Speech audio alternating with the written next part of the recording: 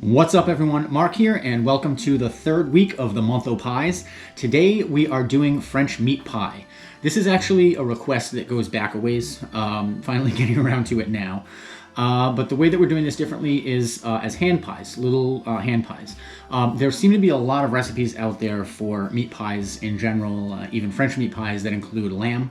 And I'm just not a fan of lamb myself, neither was the person who requested that we do this. So we are going with a more traditional French-Canadian meat pie. It's a very popular dish here in the Northeast United States, in New England, as well as Southeast Canada. And it's not that hard to make. As far as the crust for this pie goes, say it with me, the same crust that we've used for like practically every other pie that we've made. It's super simple crust. I say it all the time, but make some ahead, make a double batch when you need to, and then have some frozen so that you can do this much more easily the next time you want to make any kind of pie. Before we get into the recipe, I just want to take a minute to thank you guys again so much for continuing to watch these videos and support my channel. If you have not subscribed yet, please do. Just click the red button down below or the watermark over in the corner. And when you do, make sure you hit the bell icon so you get a notification every time I have a new video out. All right, let's get right into it. Okay, so our ingredients for today are one batch of double crust pie dough. We're going to use maybe all of it. I'm not entirely sure. It kind of varies depending on the amount of meat and the amount of potato and onion. But just to be safe, I've got a full batch here. We've got one lightly beaten egg, and that's just going to be for an egg wash on these before they go in the oven. We have a 1/4 teaspoon of salt. We have one small russet potato, about 3/4 to a cup diced, 1/4-inch dice. It's important that it be pretty small. We need about a 1/2 pound of beef, ground beef, and a 1/2 pound of ground pork. I'm using meatloaf mix because I just had some left over from making a giant batch of meatloaf the other day, which, by the way, check out that recipe if you haven't seen it yet. So I'm using a little over a pound here total, so a little bit more meat, a little bit more potato, erring on the side of a cup. Likewise with the onion, one small onion chopped into 1/4-inch pieces. That is closer to a cup, again, because I've got more beef here. We've got 1 clove of garlic minced. We have a 1/2 teaspoon of ground cloves, a 1/4 teaspoon of nutmeg, a 1/2 teaspoon of sage, and a 1/4 teaspoon of black pepper. Now I've got water coming up to a boil here for the potatoes. I'm just going to take a second to put the meat and the crust and the egg into the fridge so that we can come back and work on the potatoes first. I did salt this water a little bit, by the way, but you don't necessarily have to. We're going to be salting the meat when we cook it, and we're going to be kind of seasoning everything as we go. So now that this is at a boil, we're going to add our potatoes.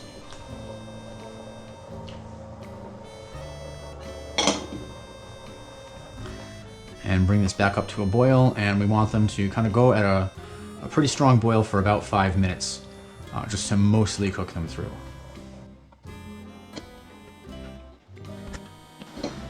Now we're going to reserve 1 cup of the starchy potato water. Okay, and the rest of the water we can drain.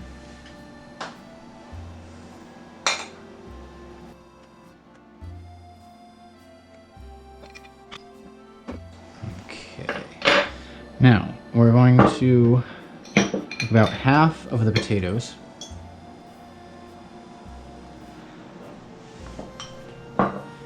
and mash them.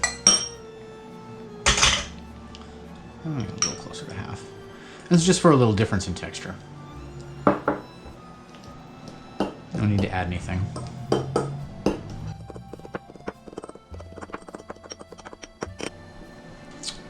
Set these aside. And now we are ready for our meat. All right, we've got just a little bit of oil over medium heat. And we're going to add our meat and break it up as it cooks.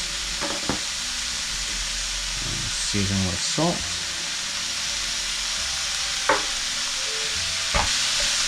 And we want to mostly cook this through. But the main point here is getting it browned.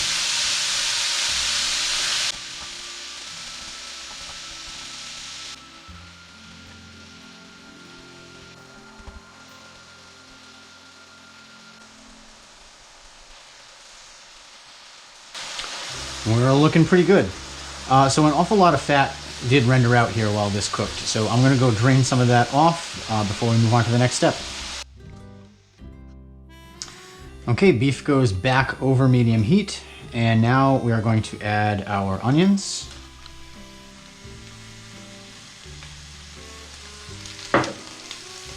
The garlic. All of the seasonings.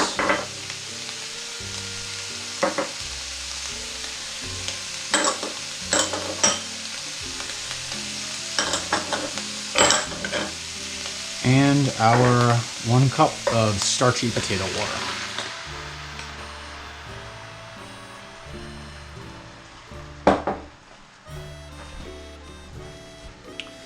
And we're just going to kind of stir this together until everything is nicely combined, and we're just going to continue to cook this over medium heat for 10 to 20 minutes, as long as it takes for most of this water to cook off.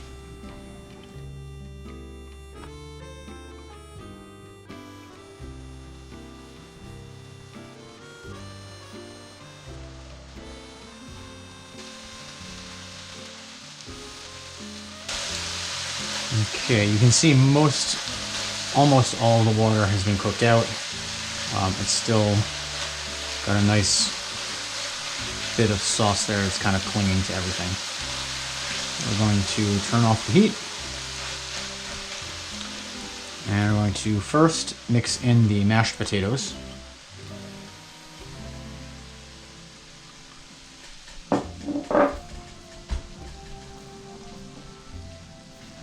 Get these pretty thoroughly mixed in with everything, and those will help absorb a little bit of excess liquid as well.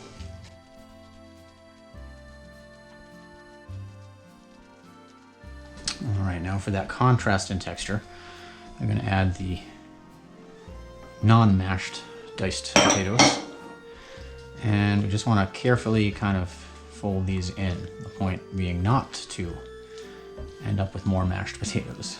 All right, now we're going to just put this aside to cool while we work on our crust.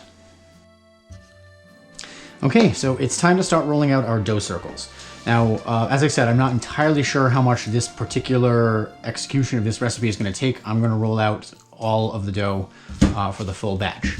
We're going to be cutting these into 5-inch circles. If you've got a cutter, that's great. I've got a bowl that's 5 inches around, so I'm just going to use my paring knife and cut as many circles as I can out of this dough as possible. Once I've cut out everything I can, I'll take the scraps and press them back together and roll them again. And we're going to just cut out as many as we can, like I said. All right, so first things first, we need to get one of our dough discs unwrapped. And spread a little bit of flour on the work surface. A little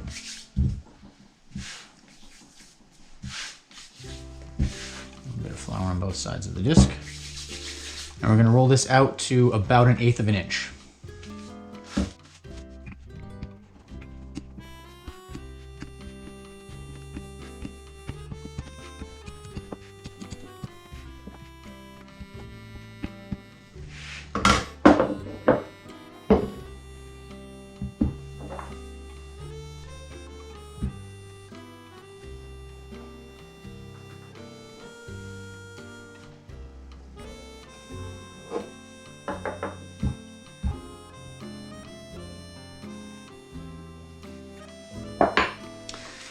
And as I cut these out, I'm just going to lay them on a parchment-lined baking sheet and cover them with plastic wrap just to keep them from drying out.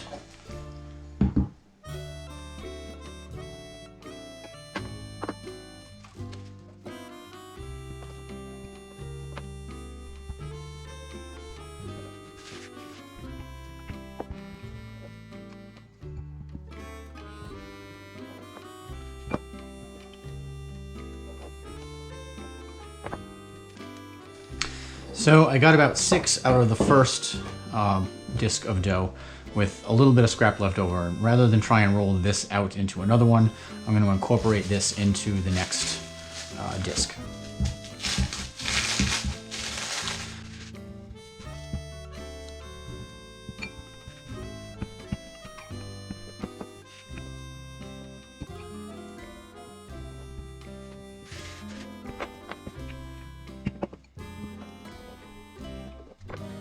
So we got a solid 14, not bad. I am going to set these aside to chill in the refrigerator while I clean this up and while we wait for the filling to cool a little bit more completely. We want it to be at least down to room temperature. You can accelerate the cooling process if you want to throw it in the refrigerator to chill faster. It can't still be warm or hot when you put it on the dough, otherwise things are going to start to melt and get goopy and not a good scene. The other thing you want to think about is how many of these are you going to bake up front. I like to freeze some, bake some, so I'm going to be putting some together for dinner tonight. We'll bake those, and the rest I am not going to egg wash. We're going to just put them together and freeze them, and they can easily have an egg wash applied right out of the freezer and go into the oven and make for a super quick meal or snack at any time. So again, we'll be back shortly once these have chilled for a bit in the fridge, once all of this is cleaned up, and once the filling has cooled enough to be able to put them together. We are ready to assemble. So I'm going to do 7 baked tonight and 7 prepped to freeze. And I think what I'm going to do is just try to divide the filling as evenly as I can between all of these without overdoing it. And just see where that gets me. And then we'll start closing them up.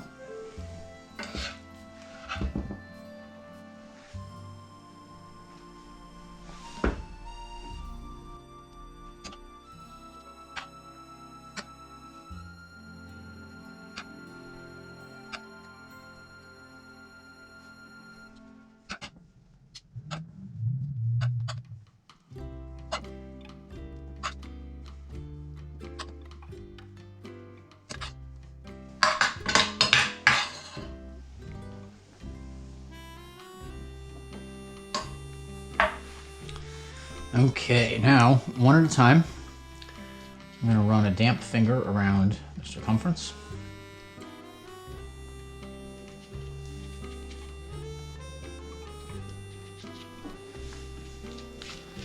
And then we're going to carefully bring it together.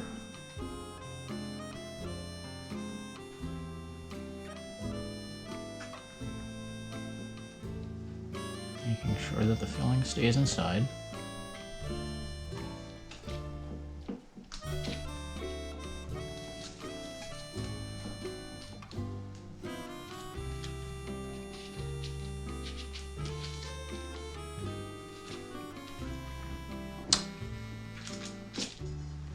And to make sure it's secure, I'm going to crimp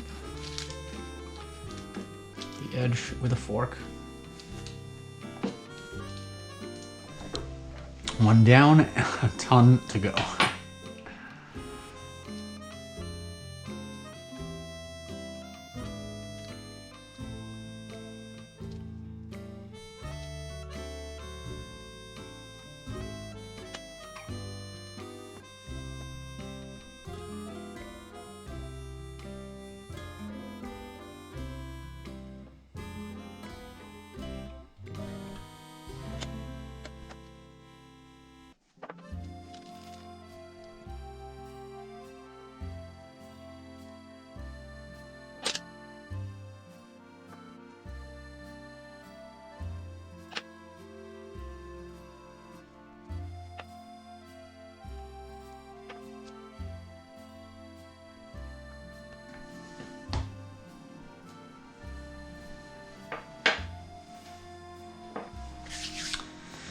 Okay, that definitely took a little while. So again, I'm only going to be baking half of these, and I'm going to freeze the other half. I've definitely more overfilled than underfilled, if it weren't immediately obvious. But nonetheless, I'm going to poke 3 or 4 holes in the top of each of these just to help with venting.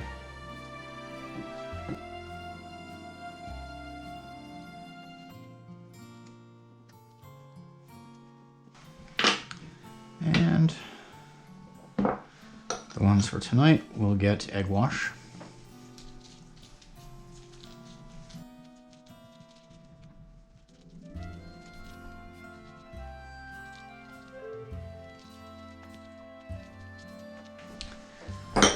Okay, These are going to go into the freezer overnight before I bag them up, and these are going to go into a preheated 350-degree oven for about 15 minutes.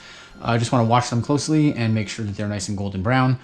Everything about the filling is pre-cooked, so really all we're doing here is baking the crust.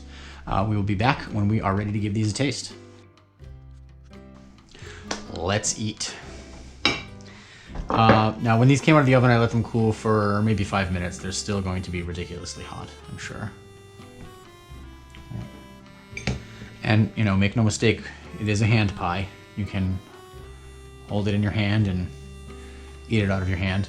None of them leaked, by the way, amazingly. I really thought that was going to be a problem, but I just want to cut into one just to see how it looks in the cross section.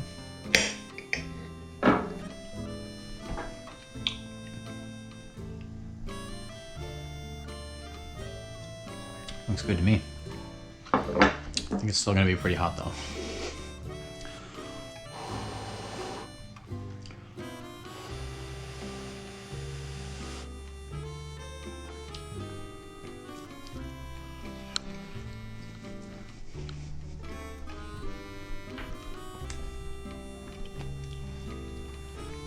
Oh yeah. Very hot. It's really good though. The meat is just seasoned in a very different way. It's almost got like a hot wiener sauce kind of spice profile. These are incredible. The beef is nice and moist. Nice and moist without being too liquidy. You know, there's nothing oozing. Which is why it's a good thing that we drained off the fat after we cooked the meat. All right, guys, that's it. I'm gonna have another couple of these and call it dinner. We will see you next time.